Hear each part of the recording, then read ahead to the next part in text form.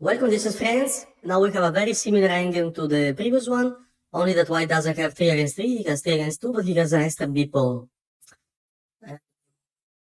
But this position is winning for black now, yeah?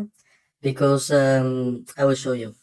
So this was the game played between my friend Badur Zobava against Andrei Volokitin, and Badur had a completely lost position here. Volokitin played a very logical move rook b4, because now he's taking a pawn. So the question is very unpleasant for white, because if you go rook d6 defending this pawn, this might look logical, but it's just lost, because let's say you go king f3, okay, now I don't want to take this pawn, I just want to play king f8, then king e7, then we capture this pawn, and I have one extra pawn on the queen side, plus one extra pawn on the king side. This should be easy win, yeah? So logically, white defends this pawn, black captures the pawn, and this is lost. Why it's lost? Because, okay, 3 against 2 is draw, but here I will have a very active rook on b3 in the future, and I will just play for free, and it's a winning position, yeah, because your rook is very passive. Usually, if you have 2 good sides, it's usually winning. Here we have 3 good sides. We have maybe 2, yeah. We have active rook, but we can say very active rook on the best possible active spot, b3, and he has very passive rook. And you have 3 against 2 majority on the king side, and also the majority is good. You know, maybe this majority is worse, because you can create an h-pawn. H-pawn, you know, is tricky. g5, h5, h4. You can create a passed h-pawn. Here, potentially, you will create a passed f-pawn, and the f-pawn is very dangerous, yeah? So this is a lost position. Now black played rook b4, okay, understandable, because he doesn't want the king to pass. King e3, and f5.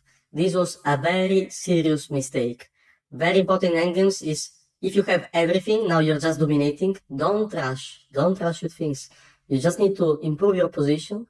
Let's say white goes, you go with the same plan that I showed you with the arrows at the start, g5, and now you can just wait with the rook. Let's say white will try to activate the rook, okay, where, I don't know, d5, d4, I don't know, d5, let's say.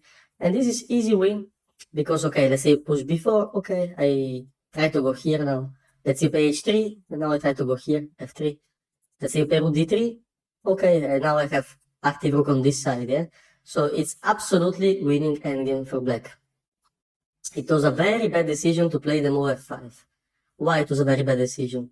Because now it's a draw. Now it's a draw. After the very strong move, you can try to find it if you wish. You can stop the video. But the very strong move and very logical move is rook d7. I sacrifice the pawn. Of course, black intention was to take. And now, very important move, h4.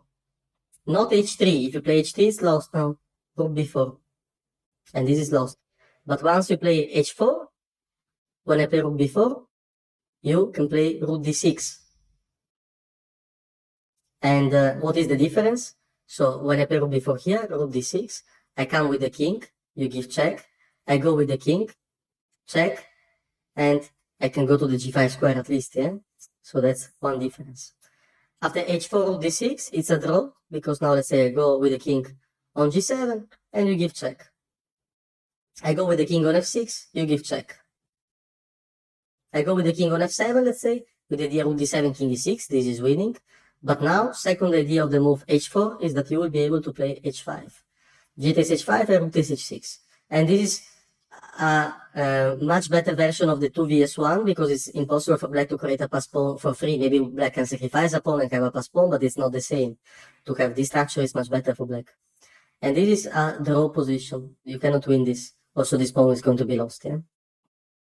So this is a draw. Maybe, of course, also here you still need to work a bit. Let's say check. You need to go with the king on the d file, because it's important to stop this pawn. And then I will go with the rook, maybe first on f6, then on b6. And this is a draw endgame.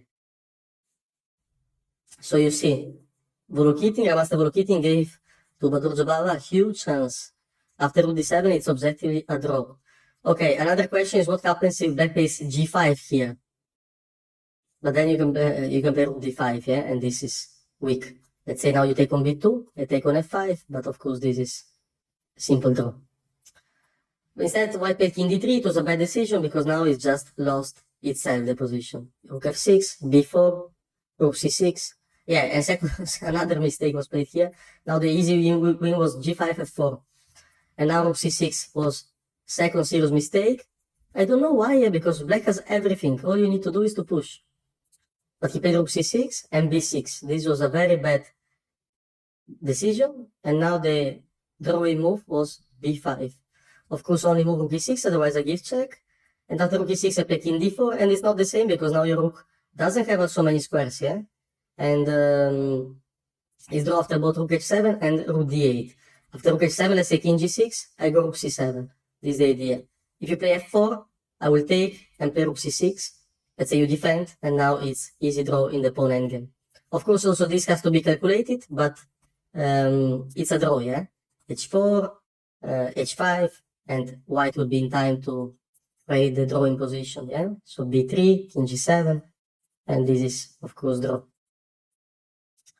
So b5 was the drawing move. And the other drawing move here, after g5, yeah? Rook h7 is one, rook d8 is the other. Because there is no improvement. If you play f4, I will take and give check. Let's say you play king g5, and now go king d5. What is the idea? If rook f6, I have this super fantastic check.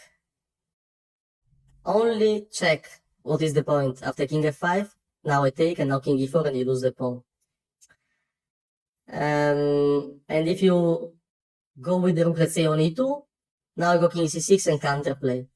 If you go with the rook on g6, let's say, now I can go king e5, for example, and it's easy draw, of course, I will take the pawn. Maybe black can try the move h5, but after h4 it's a draw still. Let's say g5, and now draw with many moves. Rook h7, also rook d8, just f4, and now you can play gf4 is draw, but maybe you can play rook g8, most accurate move, also draw. Because after f takes g3, rook takes g5, it's draw, of course. And if you play, let's say, g takes h4, I can take g takes h4, it's also draw. Because if you advance the pawn to queen it, I have rook g3, of course, yeah?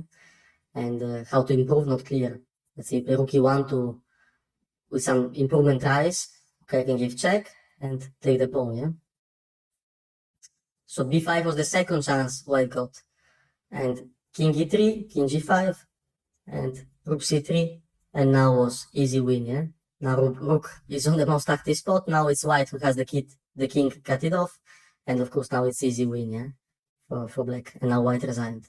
So you see, white made two serious mistakes, and two times black did, black did two times very serious mistakes, throwing basically from winning position into a draw one, and white didn't take the chance twice. Why this happened? Of course, probably players were in time trouble, I can understand this, but still, yeah? I don't know how to play a move like f5, yeah? You should never play a move like f5 giving this option. When you see this move, it's already annoying, and then you need to, maybe still winning, but it will be difficult. Why to give these options, yeah? Why not to play king g7 simply? Very easy move, king g7. And then maybe f5. It's another story. You see, white was rushed too much, yeah? He played f5, it was not necessary at all. And second time, also here, it's winning. But okay, if you want to play rook somewhere in b6, do it later, I don't know, yeah? But why to make it immediately? I don't get it. You just play g5, and it's easy win. So you see, twice black went for unnecessary actions, yeah? Very atypical and unnecessary actions. And twice white didn't feel the moment, unfortunately, because Badur is my good friend, yeah? But probably he didn't believe in his position, he thought it's already lost, yeah? So he was just playing probably. But in rook endgames, there are always tricky things, and as you see, also the strongest grandmasters make a lot of mistakes. So you should never give up, you should always focus, and hope that your opponent will make a move like f5, or a decision like rook c6, followed by b6, yeah? This was also very bad, terrible. Okay, thanks for watching, and see you in the next lesson.